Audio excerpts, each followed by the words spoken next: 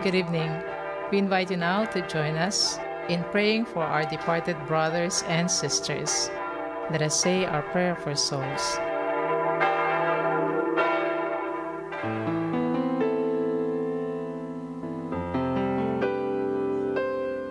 In the name of the Father, and of the Son, and of the Holy Spirit. Amen.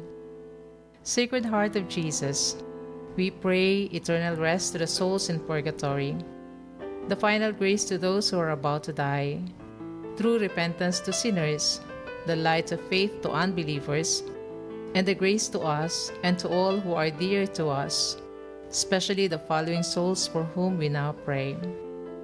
In silence, let us mention the names of the souls for whom we pray.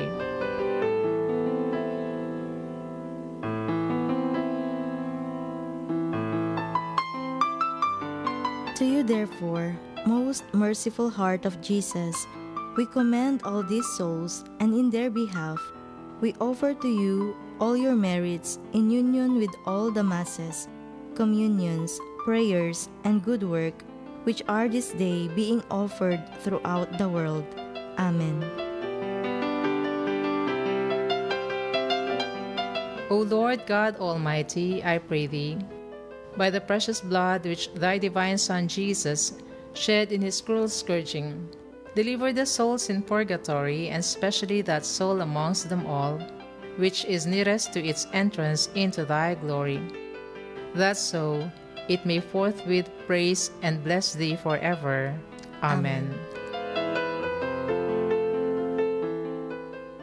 Our Father, who art in heaven, hallowed be thy name. Thy kingdom come, thy will be done on earth as it is in heaven. Give us this day our daily bread, and forgive us our trespasses, as we forgive those who trespass against us. And lead us not into temptation, but deliver us from evil. Amen. Hail Mary, full of grace, the Lord is with thee. Blessed art thou among women, and blessed is the fruit of thy womb, Jesus. Holy Mary, Mother of God, pray for us sinners, now and at the hour of our death. Amen. Eternal rest grant unto them, O Lord. And let your perpetual light shine upon them. May they rest in peace. Amen.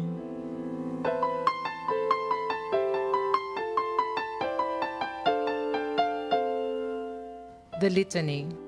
Love of the heart of Jesus. Inflame our hearts. Charity of the heart of Jesus. Diffuse yourself in our hearts. Fortitude of the heart of Jesus. Sustain our hearts. Mercy of the heart of Jesus. Pardon our hearts. Patience of the heart of Jesus. Weary not our hearts. Reign of the heart of Jesus. Establish yourself in our hearts. Wisdom of the heart of Jesus. Teach our hearts. Will of the heart of Jesus. Dispose our hearts. Zeal of the heart of Jesus. Consume our hearts. Immaculate Virgin, pray to the heart of Jesus for us. Amen. Let us pray. Merciful Father, hear our prayers and console us as we renew our faith in thy Son, whom thou raised from the dead. Strengthen our hope that all our departed brothers and sisters will share in his resurrection, who lives and reigns with thee and the Holy Spirit, one God forever and ever. Amen. In the name of the Father, and of the Son, and of the Holy Spirit. Amen.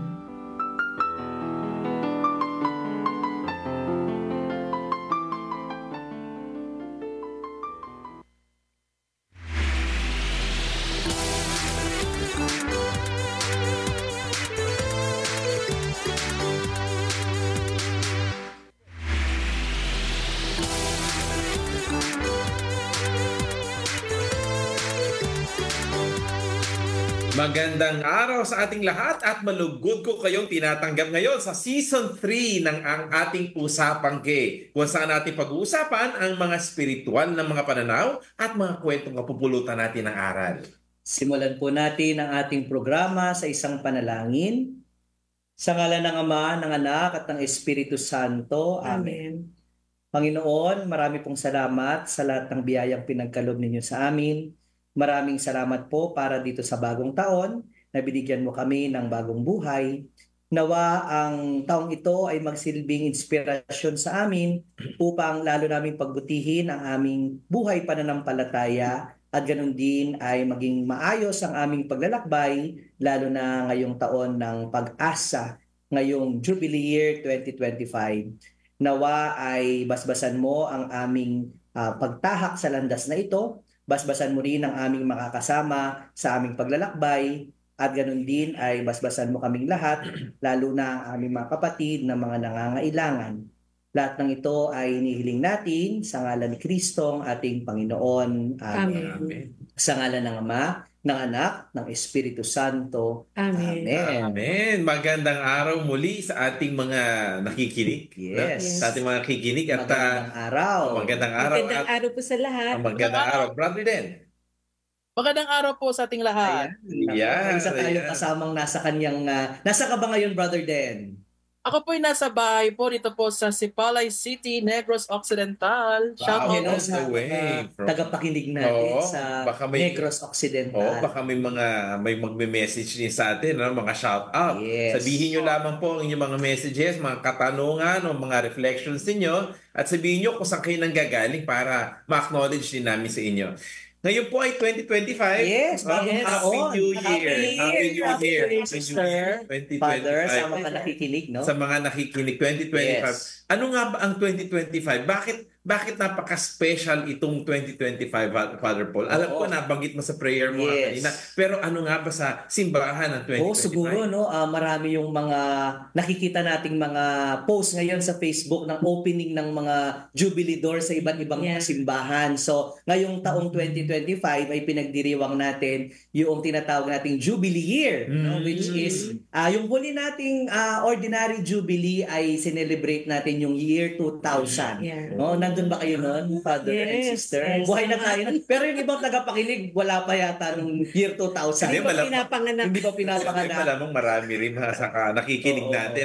Kasi akala natin yung year 2000 na yun parang Katapusan na. katapusan na.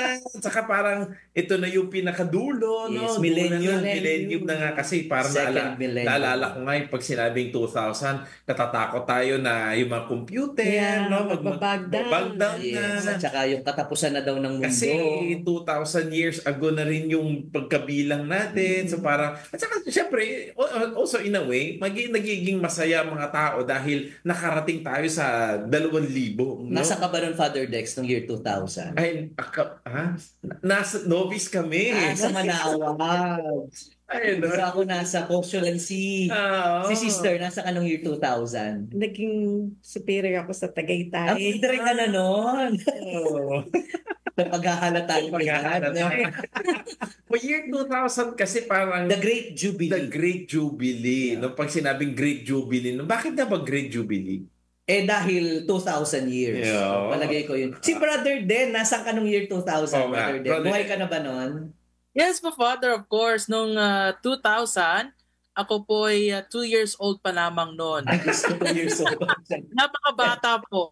Oo, baka Basta- yung mga nakikinig din natin, may mga share din kayo, ha? Sabihin nyo lamang po, baka may mga share kayo. Oo. Ngayon, sabi nga, to year 2000 plus 25 years Yes. ang Jubilee. Pwede mo bang ma-explain? Sino ba pwedeng mag-explain sa atin? Ano nga ba yung Ayan, Jubilee? si Sister, Baka alam ni Sister.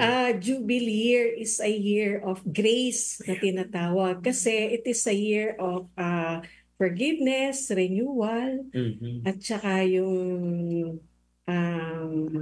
ito rin yung year na yung mga utang ay pinapatawad. So it's really a special year. Oo, ito yung nanggaling pa sa Old Testament, no? Kay Bishop Elias lang inaano ko. Oo. O ito sinabi Sa mga niya Hudyo. sa mga Hudyo, no, na ito yung panahon na binibigay ng Panginoon na dapat lahat ng mga utang ay tatanggalin na o kaya, di ba? Mga yung lupa, papahingahin, Papahingahin. or ibabalik dun sa dating May-ari, Yeah. misappropriation of lands. Saka siyempre Practices it. Ganon din siguro, no? Kaya siguro mahalaga itong panahon na ito para sa mga Hudyo na magkaroon ng Jubilee din, no? Yeah. Ano naman sa simbahan, sister? Sa ngayon, we are Bakit celebrating, sabi, ordinary Jubilee year. Ordinary, kasi usually, for a Jubilee, it has to be 50 years. Kaya, it's supposed to be, di ba? 100 years yung pinakauna. 2000, dapat 2050. Pero nagkaroon ng special Jubilee noong 2015. Natatandaan niyo pa yun, yung Jubilee, extraordinary Jubilee of Mercy. Oo, of Mercy. Tapos ngayon, 25. Kaya parang ngayon pa lang ulit mag-o-ordinary kasi meron tayong mga extra Jubilee. Parang nung una daw, parang every 100 years, no? And then parang pinaiksi nila ng 50. And then naging 25 na lang. Kasi syempre, isa pa doon yung lifespan natin, no? Baka hindi na natin abutan yung susunod na Jubilee. Actually, nung opening nga ng Jubilee door dito sa Manila Cathedral, parang mayroong isang kabataan na nag-share. Sabi niya, it's a very wonderful experience na makasama nung opening ng Jubilee na ito. Kasi hindi natin alam sa susunod na Jubilee kung buhay pa tayo. Like siya, kung 25 years old na siya, sa susunod na Jubilee, 50 years old na siya. Di ba? O kung tayo ba, plus 25 sa edad natin, 60. Siguro wala na. Senior citizen na tayo ng 2050. Diba? So kaya magandang iniksian nila para to give chance for us to Pero may binabanggit tayo, Father, na Jubilee door na sinasabi natin. Kasi dito sa UST din, meron din tayong Jubilee door eh. Ano naman yung significance ng Jubilee door? Bakit kailangan buksan? Bakit sa mga simba? Kasi ang alam ko sa Roma lang ginagawa, pero bakit binuksan itong ganitong mga activities na to sa buong mundo? Well, no, siguro isa dyan, hindi lahat nakakapunta ng Roma, di ba? So, I think to give more chance para sa iba na matanggap yung grasya. Kasi yung pagbubukas natin ng Jubilee door, yung pagpasok mismo doon sa simbahan through the door, mayroong indulgences na kasama, no, mayroong special blessing na kasama. Of course, the 4 major basilicas sa Roma, yun yung usual na pinupuntan. Anyway, by this year yata parang may panglimang door, no, na binuksan yung sa isang chapel sa isang prison, no, sa Italy, no, yun yung parang panglima to show really na the Jubilee year is not only for us, no, yung mga malaya, no, kundi pati yung mga nasa preso halimbawa, di ba, yung people deprived of liberty. Alam mo, recently ko lang na naalala, PDL. Ano ba yung Jubilee door? Bakit kailangan buksan? Ano yung binubuksan ba ng? Bakit mga bishops? Sister, I'm not very sure, pero parang nabasa ko, it's like the opening of door is like opening to the heart of God. Parang pagpasok sa puso ng Diyos. Na ang Diyos ay the Jubilee is a special grace of forgiveness, of reconciliation. So when you enter to the door, it's like entering to the heart of God. No? That welcomes the sinner, no? That forgives, that opens for reconciliation. Ikaw, Father Paul. Well, no, yung door mismo, di ba, parang isa yan sa mga symbolism kay John, kay Christ mismo. So si Kristo mismo yung pintuan, he is the gate, no, na kung saan tayo ay makakapasok papunta sa Ama, no? And of course, no, the experience of entering a door, parang reminiscent siya ng pagpasok natin sa langit. Parang may gate din dun sa heaven, di ba, na pamapasok tayo doon. So, magandang symbolism siya. Kasi naalala ko pag binubuksan nga yung door, di ba, pag tuwing Easter, pag tuwing Easter kasi binubuksan natin yung galing tayo sa labas. Galing sa labas. Parang kasi naging thesis ko rin. Kasi yung pagpasok natin kasi madilim sa loob. So pag parang ginagamit nga nila yung anong tawag doon, yung staff, yung staff na may cross. Yung staff na may cross, tapos anihin niya yung door na yun. Parang it's Jesus opening the door of, tama kayo, opening the door of heaven, na madilim yung lugar, pero when he conquered evil and death, he opened the door for the Savior to come in. No? Parang binubuksan natin ang pintuan natin sa forgiveness, dahil siguro yung mga taong nawawala sa landas, hinahanap ng Panginoon yun. No? Siguro din sa atin, it's a symbol of hope din, no? That Christ will never abandon us even in the midst of our darkness and failures, no? Brother Dan, meron ka bang experience doon sa Jubilee door na binuksan, or ano ba yung experience mo ng Jubilee? Well, Father, kagaya po ng iba, no, hindi po ako nakapunta ng Roma. I have experience of going to Rome, no, to experience the opening of the Jubilee door. But because localized na po yung mga opening ceremonies pa yung tawag natin, or liturgical na pag-open, no, ng mga Jubilee door sa bawat dioceses sa ating sa Pilipinas. So dito po sa local diocese of Kabangkalan, which I'm a part of it, no, a seminarian of the diocese. So I witnessed also on how our bishop and also some priests, no,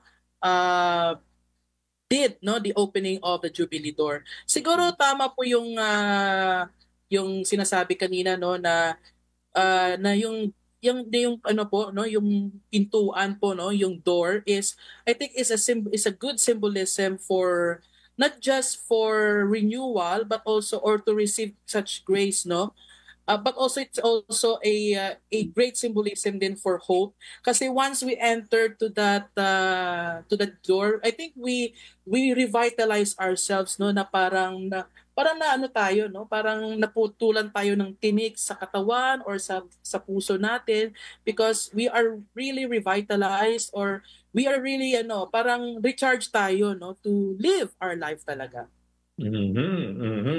So napakaganda na. Ngayon pinag-uusapan natin yung Jubilee as, ano nga ba yun? May tema ngayon 2025. Pilgrims of Hope. Pilgrims of Hope. Ngayon, kung dati is Mercy, ngayon it's Pilgrims of Hope.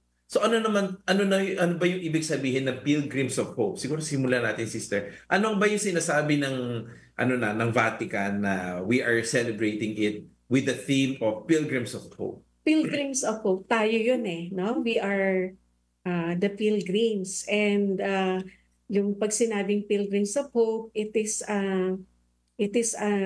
we, no, is open for renewal, for forgiveness, and for reconciliation. And it gives us an opportunity to pause, to reflect, no, and examine our life, and kung ano yung dapat nating baguhin sa ating sarili. So, binibigyan tayo ng pagkakataon ng simbahan.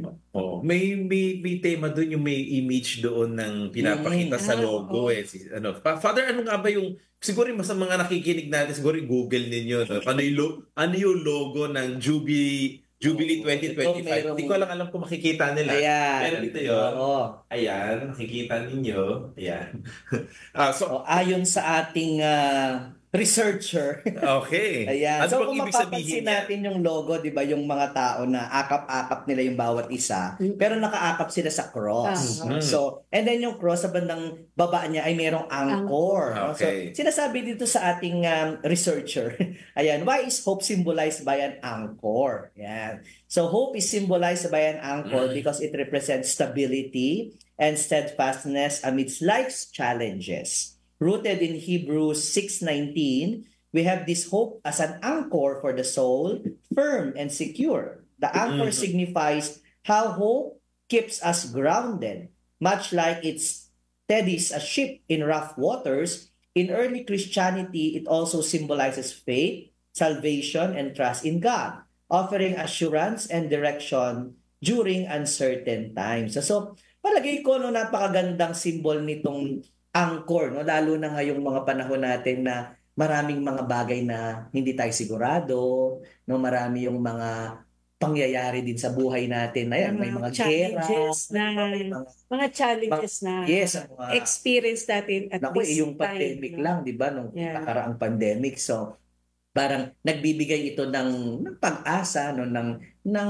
inspirasyon, yan, para magpatuloy kasi these are part of life, no? Pero saan tayo nakahawa? Saan tayo, saan tayo naka-angkla? Ayan, di ba? Pero nakikita ko dito sa anchor na dito sa logo na ito, Father, It's not just they are embracing the cross, they are also embracing each other. Yeah. Siguro dito nakita ko yung simbahan, no? Kasi apart from the meaning of for the Protestants, sa mga kapatid natin mga Protestante, hindi lang tayo nakadikit kay Kristo, nakadikit tayo sa isa't isa, na nagtutulungan tayo para makamit natin si Kristo. Kasi hindi lang tayo parang hindi lang natin i-embrace si Jesus na tayo lang, no? But we are embracing each other in order for us to embrace Jesus at the end. Kapit kamay. Kapit kamay, no? Kapit kamay. Kaya makikita mo dito, kaya nga blue, green, yellow, red, it symbolizes kasi itong mga continents Diversity of Diversity culture. din, pati Pero yun. sama-sama patungo kay Kristo. Tungo. Sama-sama sa hirap na pinagdadaanan, mga different challenges na na-experience ng world ngayon, di ba? Like yung sabi niyo nga, Father, yung war, tapos meron tayong mga climate crisis, mga ganyan. Virus daw. Yes, virus. So Meron na marami, no? naman. So sama-sama. Kasi parang we cannot just abandon each other in the midst of difficulties, na parang aasa na lang ako kay Lord na siya yung magbibigay sa akin ng ganyan. Pero we need also each other. We need each other. Brother Den, ano masasabi mo ngayon sa Jubilee natin? Sa Jubilee 2025 sa Pilgrims of Hope na tema? Siguro po, fathers and sister, ang masabi ko lang sa Jubilee year natin, no, for this year 2025, I think the theme and the whole concept of the Jubilee year is very appropriate at saka napaka-timing po sa ating situation. Kasi po sa ating observation, no, and of course as a Gen Z seminarian, marami pong tao ngayon yung parang madaling masuko, no, sa buhay. Like for example, sa age bracket namin, sa aming generation ngayon, the Gen Z, so yung mga Gen Z nasa na ngayon nasa professional stage na sila ngayon ng buhay. So karamihan sa amin parang nawawala na ng pag-asa sa buhay, ang dali nang sumuko. And I think the Holy Father has this appropriate theme for the Jubilee year, no? Hope. And we are being reminded talaga that in our life, we are truly pilgrims of hope. And as a pilgrim, kailangan nating ilagay sa mga kokote natin tsaka sa ating puso, no, na huwag tayo mawala ng pag-asa, no, sa kabila man ng mga pagsubok sa buhay. There is always hope that in someday, no, kapag ano man yung mga problema natin, malalampasan natin. Okay, tama yun. Tama, brother, thank you. Kasi pinag-uusapan din natin yung hope, pero yung Tagalog niya pag-asa. Pag-asa. Ngayon, sinasabi natin na, kasi parang it's moving yung logo natin, it's moving, no? Parang pag sinabi natin pag moving, it's patuloy, no? Meron tayong Father Paul, di ba? Patuloy. Parang nung nagre-reflect tayo tungkol doon sa team, sabi nga natin, parang maganda sigurong title natin, di ba, yung parang patuloy ang pag-asa, patuloy ang pag-asa. Ang pag-asa. Ano bang pagkakaiba ng patuloy at saka patuloy? Sige. Ayan, bagong taon, patuloy ang pag-asa, patuloy na papasukin ang pag-asa. Sige, simulan natin sa patuloy ang pag-asa. Patuloy Siguro simulan mo. Siguro yung patuloy ang pag-asa. I remember a quotation from Alexander Pope who said, "Hope springs eternal." Wow. Diba? So, pag sinabing eternal, walang katapusan. So, hope springs. Ibig sabihin nun, kung may pag-asa, tuloy pa rin, no? Na tuloy ang buhay, kahit na mahirap, tuloy pa rin kasi may pag-asa. So yun yung sinasabi ni Father na ang tema natin ay patuloy. No? Kapag may pag-asa, patuloy pa rin ang buhay. Kahit mahirap.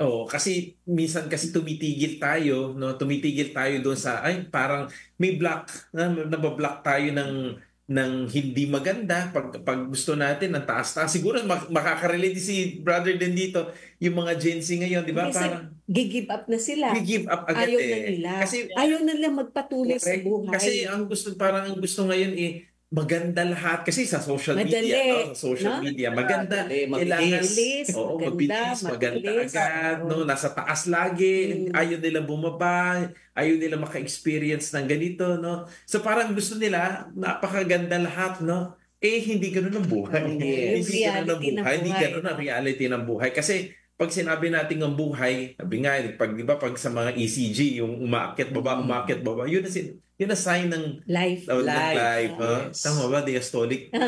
Correct. Diastolic. So parang umaakyat baba. So makikita mo doon na yun ang buhay at Yeah. buhay. Buhay. Kasi kapag flat na yan, wala. Wala Patay buhay. na. Wala na. Hindi na. Oo, Pero, naalala ko si Father Rico, binanggit niya yun dati. Yung parang, sabi nga niya, parang makakakita ka lang talaga ng katahimikan, no? Sa sementeryo na. mhm. So, kumbaga, habang nakakaranas ka ng paghihirap, no, nakaranas ka ng heartbreak, for example, nakaranas ka ng bumagsak ka ng grade mo or hindi ka natanggap sa trabaho, no, at syempre, yung magaganda ring parte, yung pumasa ka or may love life ka, kung ano man, no, yung sinasabi mo siguro, up and down, Up and down. buhay ka pa. Yes. Matakot ka kapag wala ka ng nararamdaman.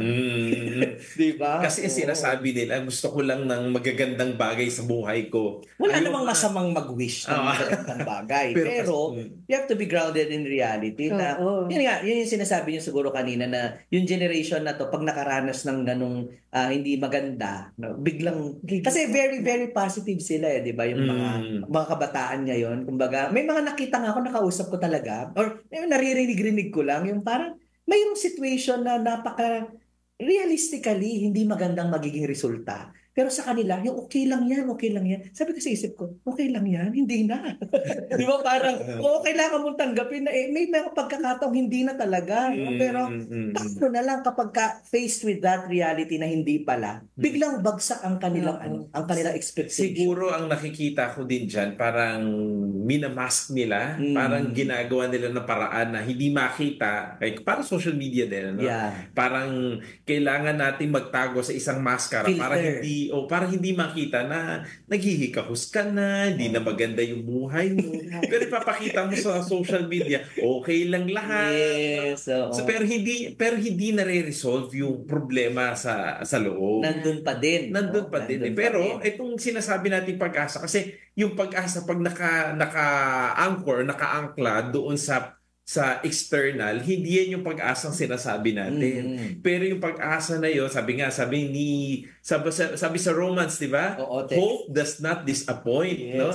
Ibig sabihin nun, yung sinabi natin, patuloy yung pag-asa. Kasi hindi tayo nakarely kung ano ang ups and downs ng buhay. Ang sabi nga ni Bishop Barron, no? Ang sinasabi niya, yung hope kasi hindi nakarely doon sa events na nangyayari sa buhay mo. Kasi yung hope na ito ay nakarely kay God, na si God ang gagawa ng paraan para sa buhay mo, and God will be the one to plan your life. It's not you. It's more than optimism. Yes, diba? it's more than optimism. Yes. Kasi Sir Glenn mo. Kasi syempre, nakaangkla ka sa Diyos. So kahit na dumating ka na sa punto ng buhay mo na talagang down na down ka, pero hindi ka susuko, hindi ka basta na lang magi-give up kasi nakaangkla ka sa Diyos. Diba? Yung sinasabi na parang kahit na nagdurusa tayo, no?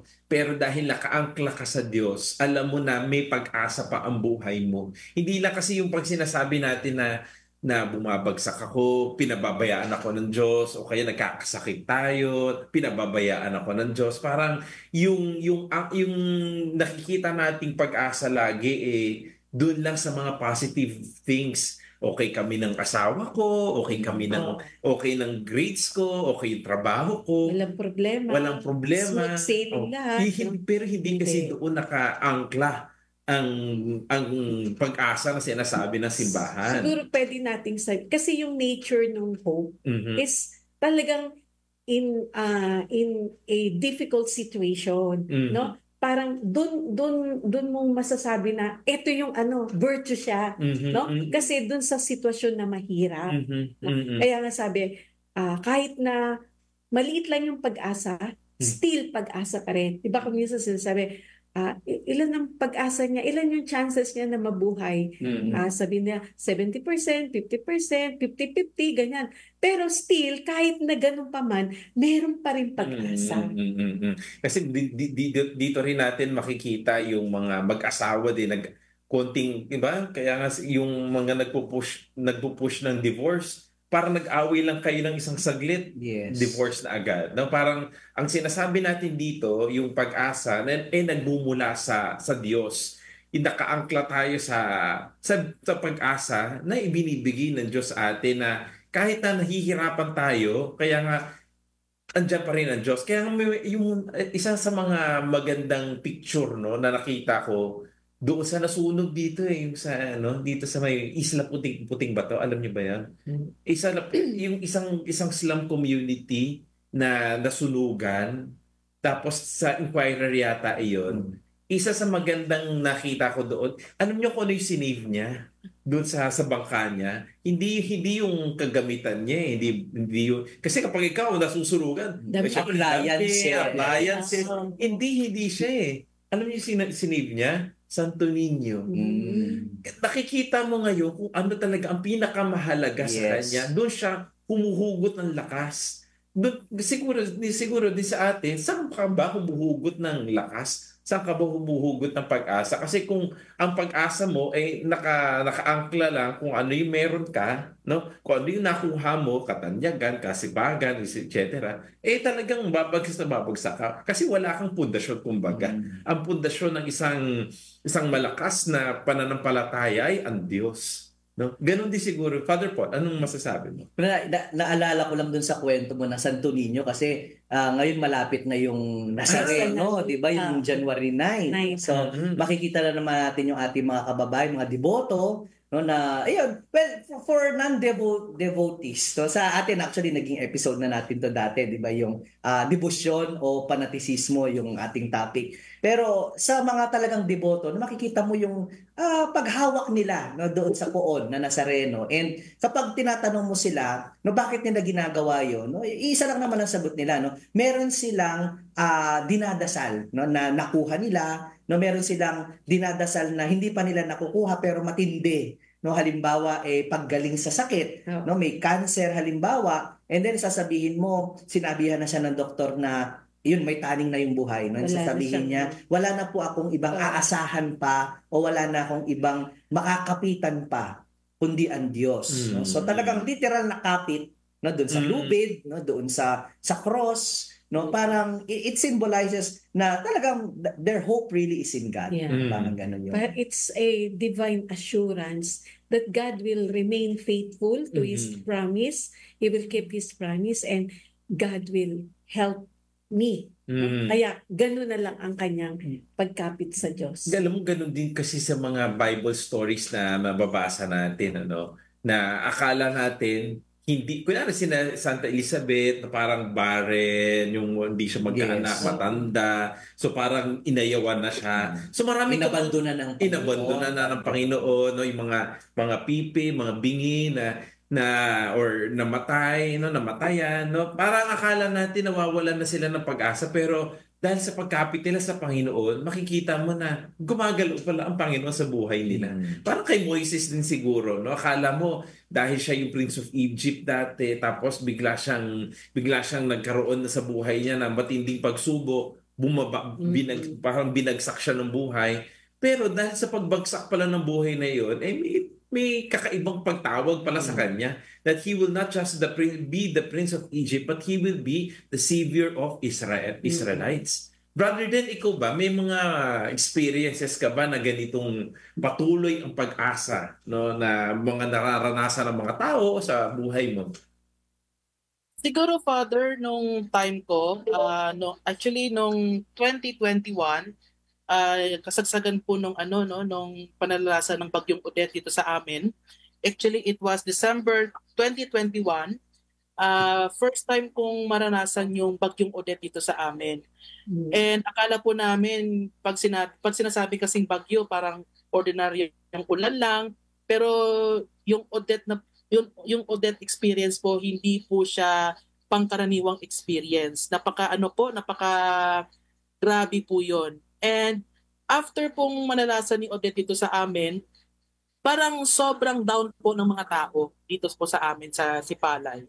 Marami po ang namatay, marami po ang nawala ng bahay, pero higit sa lahat po, mas marami po ang parang nawala ng pag-asa, no, na mabuhay pa kasi nawalan sila ng pangkabuhayan, nawalan sila ng bahay, basta marami po silang nawalan. Siguro sa experience na po yun, parang it was an experience also for all of us here dito po sa amin to regain our lives by hanging to God, no? It was an experience na parang kilalanin namin ulit yung Diyos. Kasi alam na well, dito po sa probinsya, marami naman po talaga nagsisimba, pero dahil na rin sa inuuna yung ibang interest, yung mga personal interest, personal commitments and others, parang sometimes nakakalimutan na ang Diyos. So when Typhoon Odette came sa province namin, parang it was parang re-invitation din sa tao, no, na bumalik loob sa Diyos. And by bringing themselves back to God. Alam mo, kaya nga siguro madasalin din ng mga Pilipino. Very religious mga Pilipino dahil dyan sa mga sakuna, no? Natural sakuna na nararanasan, no? Natural, no? May mga bagyo, may lindol, may volcanic eruption. So lahat ng except siguro snowing, no? Ibang level na sa ibang bansa. Pero sa atin talaga lahat ng sakuna, no? Natural na calamities na nararanasan natin. Kaya siguro nagdadasal ang Pilipino, no? Dahil siguro alam natin na hindi natin kakayanin ang mga ganitong mga sakuna, no? Tsaka sinasabi nila na very resilient tayong mga Pilipino dahil dun sa mga nararanasan natin. No, kaya nga siguro kapag pumunta tayo sa ibang bansa, na hindi ganun kahirap yung buhay doon. Diba? Kumbaga, naranasan ko na ng baha, sabihin mo, naranasan. Kaya nga parang yung iba siguro, tatawa-tawanan na lang pagka nakakita sila ng mga nandun sa, hindi ko naman inaan sa ibang bansa na, pinoproblema nyo yan. Sa amin nga, mas matindi pa. Naalala ko yung isang pare na na-meet ko no, when I was in the mission, sabi niya sa akin, alam mo siguro kung yung mga nararanasan nyo ay mangyayari doon sa Pilipinas, baka siguro hindi namin kakayanin. Diba? Pero dahil sa dami nyo ng karanasan, parang ordinary lang sa inyo, wala lang sa inyo. Pero kami hindi namin kaya na harapin yung ganyang sitwasyon. Yung lindol, yung mga baha, yung mga bagyo. Hindi namin alam kung paano kami mag-survive. Tsaka paano namin haharapin yung mga ganyang mga incidents. Kasi sa ibang bansa naman, parang dahil napakaganda ng kanilang mga environment, no? Maganda yung panahon lagi sa kanila. So parang nakikita nila pagka dating sa kanila ng mga unos, ay ano ba ito, no? Nasi-shake up agad ng kanilang notion ng safety, even the notion ng spirituality. Kaya siguro sa atin iba naman yung kaya siguro pagka lumindol, ay lindol lang yan, lindol lang yan, mahina lang yan. Pag mahina, okay lang. Pero sa kanila kasi naiiba na yung kanilang perspektibo, no? Na kapag lumindol sa kanila, yung end of the world na, yung nag-brown out nga lang eh. Pag nag-brown out sa US, di ba? Pag nag-brown out sa US, parang kala nila end of the world. Walang sa atin, wifi, walang sa atin, okay, brown out, anong oras magbubukas. So parang ganun lang siguro na nakikita natin. Ngayon, ituloy natin, itong pag-uusap natin, patuloy ang pag-asa. Ay, may question pala. Wow, meron tayong Mayroon tayong may virtual question tayo. Either sa inyong dalawa. Sa panahon natin na may mga sensitibo at mahirap magbitaw ng salita, paano natin ipapaliwanag o ipamamalas ang pag-asa? Pakiulit nga. Sa panahon natin, di ko rin naiintindihan. Sa panahon natin na may mga sensitibo at minsan mahirap magbitaw ng salita, paano natin ipapaliwanag o ipapamalas ang pag-asa? Siguro yung mga sinasabi dito, yung masyadong negative na mga tao na parang kahit anong gawin mong pagpapaliwanag nung mga binabanggit natin ngayon, lagi nilang sasabihin na, ay hindi, no? Parang laging negative Kontra. side, no? O kontra ang nakikita nila, parang Totoo. ganun. Alam mo mga Pilipino ganyan. Parang may negative ang nakikita, no? Negative, no? Pag may gagawin, Nega. pag may gagawin ka, may negative agad na Oo. may masasabi na. Halimbawa, yung kalsada ginagawa, sasabihin, kinukurakot yung pera. O hindi naman rin nakikita na inaayos kunwari yung kalsada, di ba? Dami fido, dami fido. So paano ang gagawin na anong magandang gawin? Huwag na lang silang kausapin. Hindi, siguro, di ba, like sa atin as missionaries, di ba, ang gagawin natin lagi, you learn the language, no, you learn the way of life ng mga tao. So, hindi siya isang bagay na you have to win them over. Kasi kung minsan yun ang kaagad nating naisip, I have to win him over. No, kapag nanalo siya dun sa debate, talo ka na. No, pero tignan mo lang kasi in the long run, kapag mas mahaba siguro yung exposure natin dun sa tao, mas naiintindihan natin saan siya nanggagaling. Bilang isang counselor, di ba? Kailangan mong pakinggan, di ba? Ano ba yung mga verbal at saka non-verbal niya? So siguro, halimbawa, baka may dahilan kung bakit nasabi niya yon. And then, that's the time na when you put yourself in the shoe of the other, na maintindihan mo. And then, doon mo siya ngayon turuan or sabihan tungkol dun sa pag-asa na maiintindihan niya no dun sa language niya. Ginagawa mo ba 'yan? Well, I try. So, pero mas madali kasi yung iwanan mo na lang. Pero I mean, if you have time and you could spend more time with this people kasi in doing that, tayo din nagiging beacons of hope. Pwede rin kasi na, halimbawa, pinaliwanag mo, sinabihan mo in a nice way, pero kung siguro yung tao hindi pa ready na tanggapin kung ano yung positive thing na gusto mong sabihin, then let it be. Gano'n na lang. Hintayin mo na lang kung kailan. Basta sa akin, importante, nasabi mo na. Pero kung the person will still insist, wala na tayo nagagawa. Pero minsan diba? nga yung mga negative na ganyan, nanggagaling, di ba Father Paul? Nanggagaling yan kung ano talaga yung nangyari sa loob niya eh. Yes. Kapag too much negative yung mga sinasabi niya, it spells something, no? It echoes kung ano yung nangyayari sa loob niya. Bakit ano ba ang pananaw niya lagi sa buhay? O baka gusto niya lang maranasan yung pait ng buhay niya. Ayan, pwede din. Pinapasa niya lang sa ibang tao. May no? kasabihin ng Father na hurt people. Hurt people. Yes. Diba? Yung mga taong maraming mapapait, masasakit na karanasan, ang tendency is manakit din sila ng Totoo. Kaya kailangan ng awareness. Siguro maganda kung ganyan, hindi mo na lang bibigyang pansin. Kasi kapag, di ba, mas gusto nila pagka negative, tapos sasamahan mo pa ng negative na ganyan. Mas gusto nila yung gano'n, no? Kaya siguro, kaya tayo kailangan maging pilgrims of hope. Yes, no? Parang tagadala tayo ng pag-asa. Hindi laging negative yung ating masasabi. O meron pa tayong question, Father Paul. Ano? Dalawang galing ng mga tanong natin ngayon. Saan magaling mga question natin? So, mga listeners natin at mga viewers, please send your questions. Meron kayo dyan. Ano ang mga espesyal na gawain o debisyon na inirerekomenda ng simbahan upang makibahagi ng lubos sa mga biyaya ng Jubilee of Hope? Ayan. Ano Sige, yun? sister. Sige, isa yung to visit holy places. And of course, yung sa atin, yung mga local pilgrimages natin, no? Na when we go there, merong mga makaka-attain tayo ng plenary indulgence.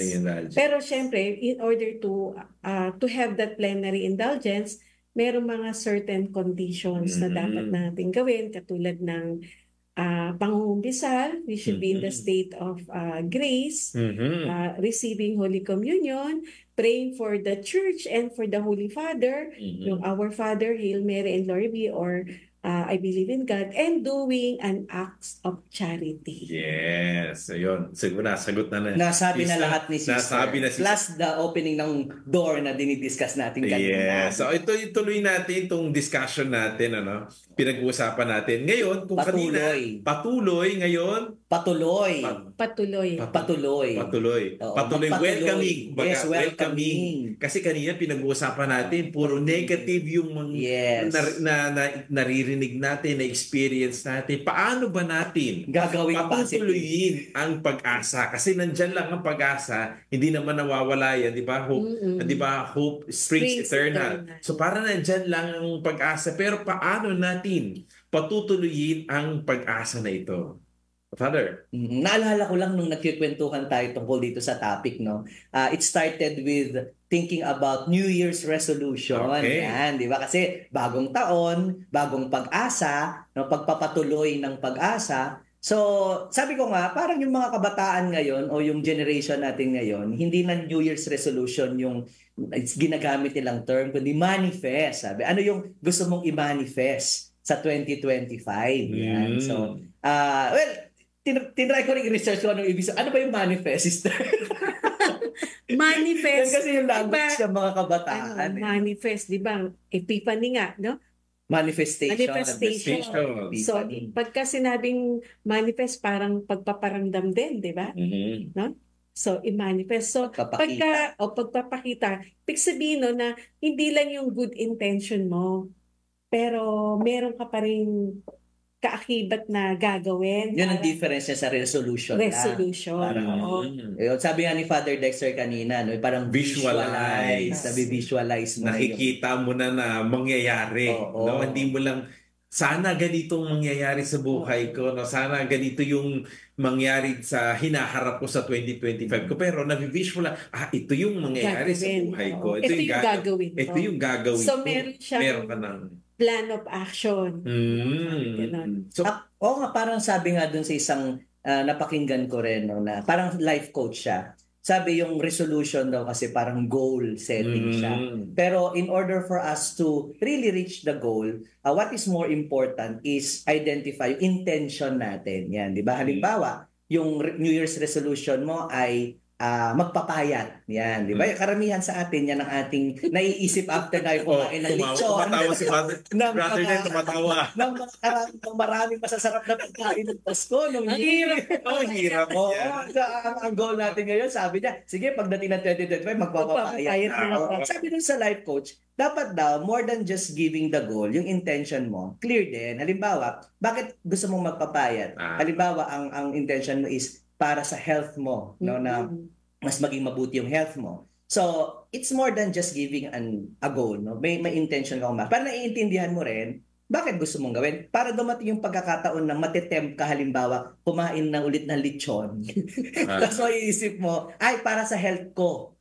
Di ba? Baka tumaas ang cholesterol ko, ayoko rin tumaas ang cholesterol ko.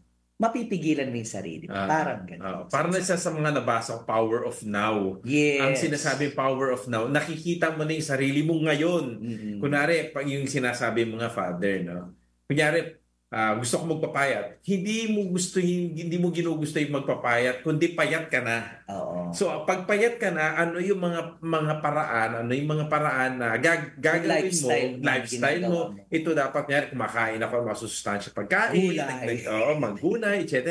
Nag-exercise na ako, natutulog ako ng maaga. Yung nakikita mo, gawin mo na ngayon.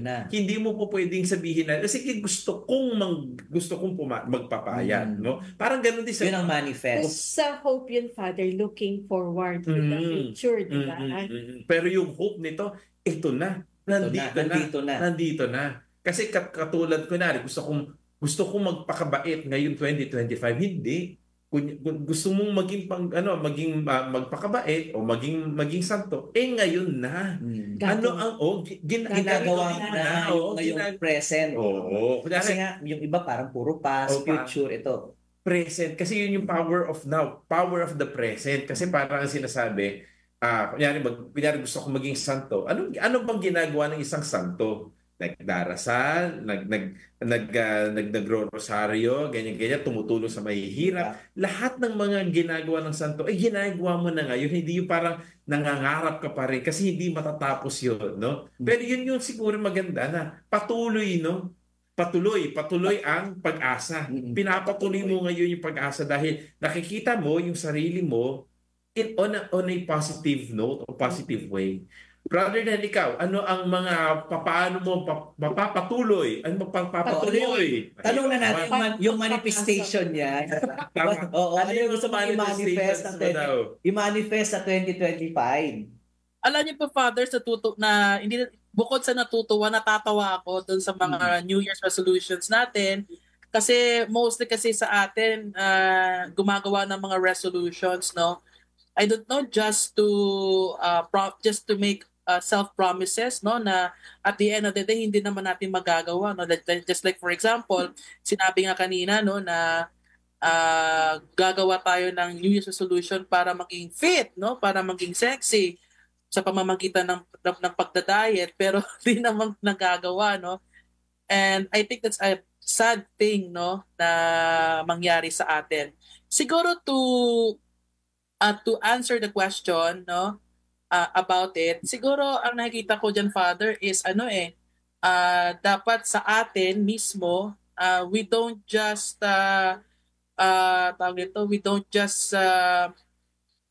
say, but we implement it, we act it, no? Gaya ng sinabi kanina ni Father Dexter, no, na the power of now, I think it is appropriate also to say the phrase walk the talk, no? Walk the talk. Gawin talaga natin yung gusto nating mangyari. In order for us to really live the present moment, I think we need to walk the talk para magawa natin yung mga gusto natin sa buhay. Well, sabihin natin, andyan naman yung Diyos eh. I just need to pray lang and then everything will happen for a right time. Pero kung hindi naman tayo gagawa ng sarili nating sikap, no? Kung hindi tayo magsisikap, baliwala din, no? Kaya tama talaga yung sabi nila na nasa Diyos ang awa, nasa tao ang gawa. So kailangan nating gumawa, kailangan nating kumilos. Yung ating mga New Year's resolution, andyan yan. But if we don't walk the talk by simply putting the application for the phrase, the power of now, I think, yun nga, kapag tayo gagawa, lahat posible. Sister, may sinasabi ka? Kasi 'di ba sabi mo, brother, then yung walang ginagawa, no? Nasa Diyos ang awa pero walang ginawa. Yung against the virtue of hope, which is presumption. Parang yes, you pray pero you don't exert an effort. Wala, parang, 'di ba? At on the other hand naman, yung isa naman, yung despair naman na wala kang hindi ka naniniwala na tutulungan ka ng Diyos, no? Despair. Pero yung isa naman, yung naniniwala ka pero wala ka namang ginagawa. So it's also against the virtue of hope. So paano natin ba yung patuloy ang pag-asa, sister? Paano natin patutuloyin ang pag-asa sa buhay natin? May mga naisip ako, Father, eh. Sige, sister, go. Sabihin mo lahat ng naisip mo.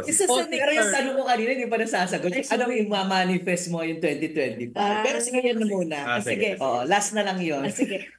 Isa sa mga naisip ko kung paano natin patutuloyin ang pag-asa is, yung unang-una is thinking positive. No, yung positive thinking, no, we fill our mind with hopeful thoughts, no.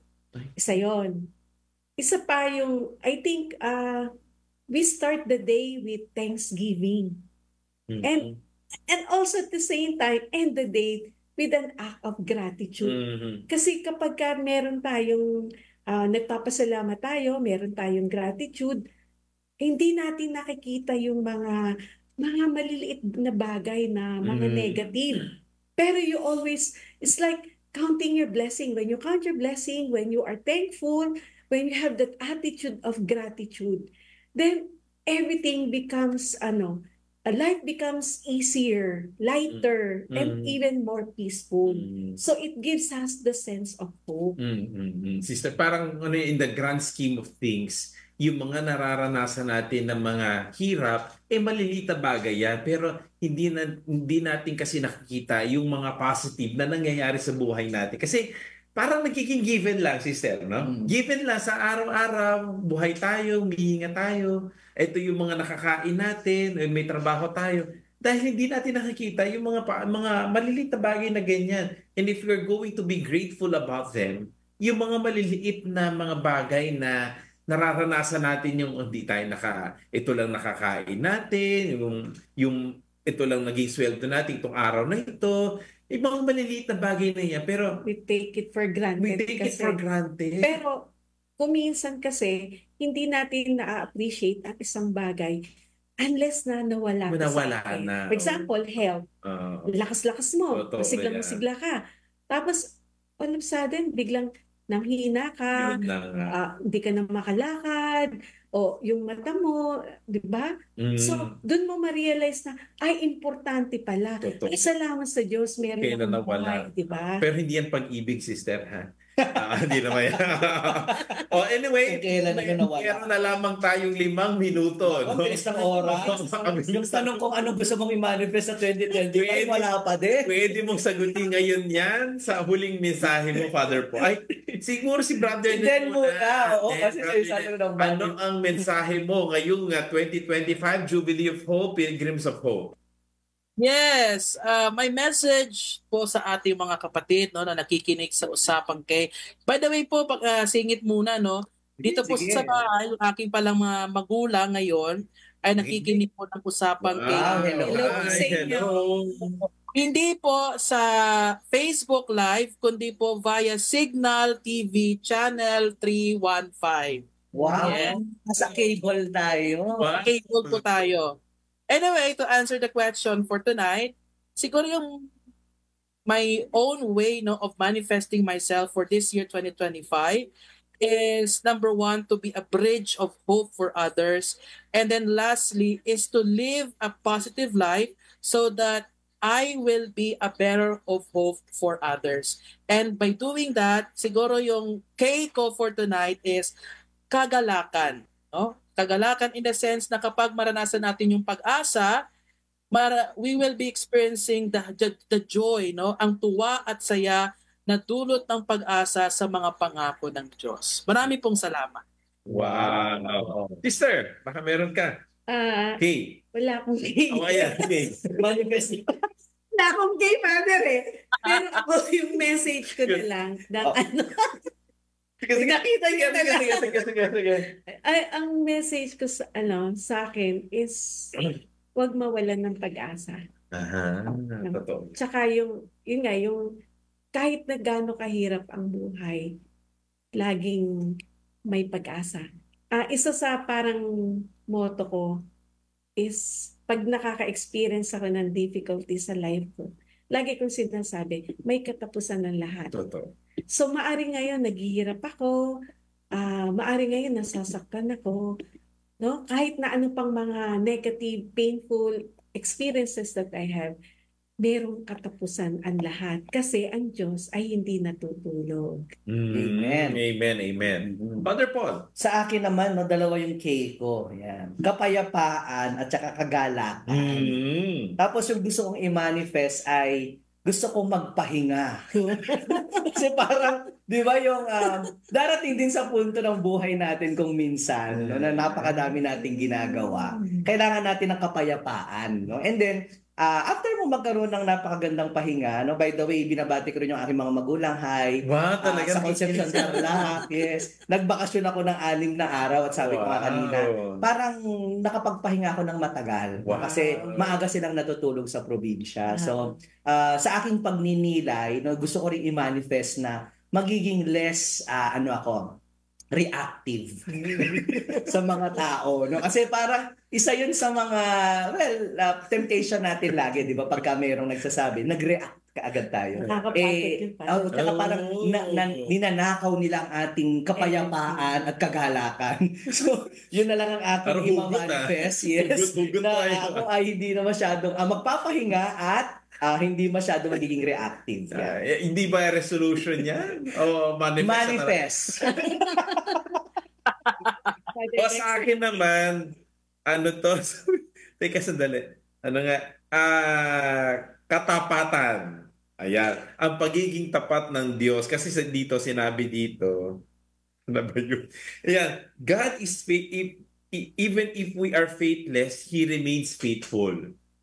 2 Timothy, no? Timothy chapter 2 verses 11 to 13. Kasi minsan tayo yung sumusuko, no? Madali tayong sumuko sa buhay, pero hindi dapat doon nakarely ang ating pag-asa. Kung yung sa buhay natin, ups and downs, pero kailangan nating makita ang katapatan ng Diyos sa atin, no? Na hindi man tayo naging tapat sa Kanya dahil sa ating kasalanan, sa mga nagawa natin sa buhay, pero alam natin na naririyan ang Diyos para tayo ay gabayan pa rin. Kasi minsan iniisip natin, ay marami na akong nagawa sa buhay ko, wala na akong pag-asa. No? Naging makasalanan ako, ito yung mga nagawa ko, kaya ganito na lang ako. No? Tumitigil tayo sa ganung bagay. Pero sinasabi ng ating Panginoon, hindi, meron ka pa rin pag-asa. No? Meron tayong binhi ng pag-asa sa ating buhay na hindi kailanman mawawala sa atin. Kung kailangan lang natin magtiwala sa Diyos na natapat sa atin, no? Dahil ang Diyos hindi kailanman tayo pababayaan at iiwanan. 'Yun ang kailangan nating tandaan sa ating mga sarili, no? At dyan po nagtatapos ang ating programa sa ngayon sa Usapang Gay. Maraming salamat. Magkikita-kita tayong muli sa susunod na edisyon ng Usapang Gay!